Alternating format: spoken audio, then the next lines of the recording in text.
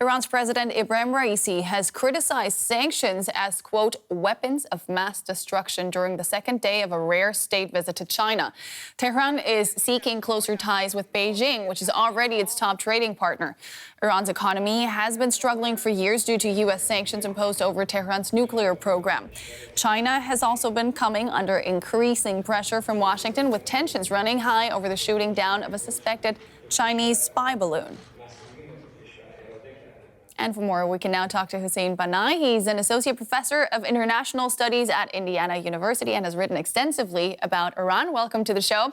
So the two countries are signing 20 cooperation agreements. Is this the economic lifeline Iran's been hoping for?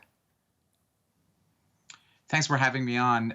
It certainly is. It's more of a reset in the relationship between the two countries, since in 2021, the two countries signed a 25-year economic strategic pact that Iran has yet to see any benefits out of.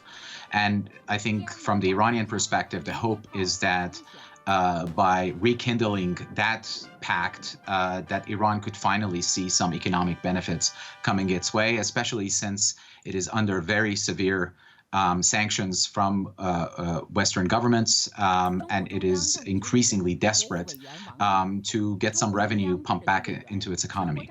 Yeah, gaining more access to the Chinese market sounds like a win for Tehran, but what's in it for Beijing?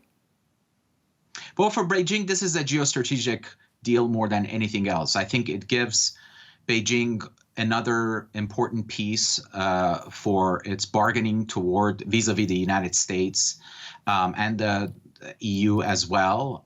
If Beijing is seen to have some economic sway over the regime in Tehran, then if in its relationship with Western governments, it needs to give up a piece. Iran is a very simple bargaining chip that it could either by way of cutting back economic ties to or isolating Iran, it could redress any pressure that the Western governments would want to place on Beijing for their own geopolitical purposes. But there's a material dimension to this, is that Beijing now has a barter system when it comes to Iranian oil, and it's getting it very cheaply, and it likes to have that flow of fuel continue unabated so that it could get its own economy also going on a cheap footing. This comes as the United States has all but given up hope of reaching a deal with Tehran on its nuclear enrichment program. On Tuesday, U.S. State Department spokesman Ned Price essentially said the ball is now in China's court. Let's have a listen and get right back to you.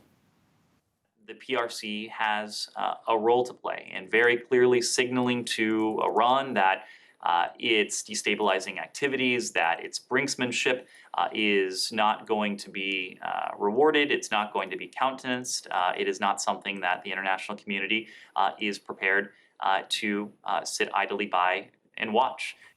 And Mr. Banai, this sounds like the U.S. tacitly admitting that its efforts to contain Tehran have failed. Does China have any interest in helping the West on this front?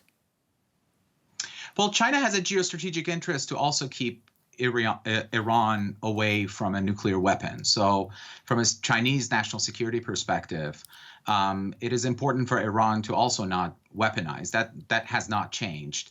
But when it comes to the United States and Beijing-Washington relations, obviously China would like to very much be portrayed as a very important player at the table, and to be able to bargain a deal and broker a deal between Iran and the United States and other signatories in a way that those signatories, or I should say the kind of leading diplomats in those groups, were not able to do. So China would like to kind of reposition itself as the kind of savior of the deal in this regard. Tehran's cozying up to Beijing, and Moscow, of course, as well, has been described as an attempt to offset Western sanctions over its nuclear development. Is this essentially Tehran telling the West, we're going nuclear whether you like it or not? I think it's them saying that the P5 plus, the permanent 5 members of the UN Security Council, plus Germany coalition against Iran, has now been broken down to P2 plus 1, the China and Russia plus Iran having their own little pact and group on the side, and that Iran can exploit these fissures between the West and China and Russia in this very important and vulnerable geopolitical moment in their relationship right now, and that Tehran is going to use every avenue at its disposal to exploit that, especially given the kind of crisis of legitimacy that Tehran is facing from within its own domestic politics as well. Very interesting insights. Hossein Banai, many thanks. Thank you very much. Raisi is travelling with a large delegation, which includes several ministers as well as his central bank chief. The two leaders will be fine-tuning the details of a 25-year strategic cooperation agreement. As well as being Iran's largest trading partner, China has big investments in the country and is a major buyer of its oil. Now, to find out more about this visit and the economic ties between the two countries, let's bring in DW correspondent So Tsung-Han in Taipei. So, what sectors of the Iranian economy is China most interested in? Kate, this time China emphasized that it will import more Iranian agricultural products and continue to cooperate with Iran in building the Belt and Road project.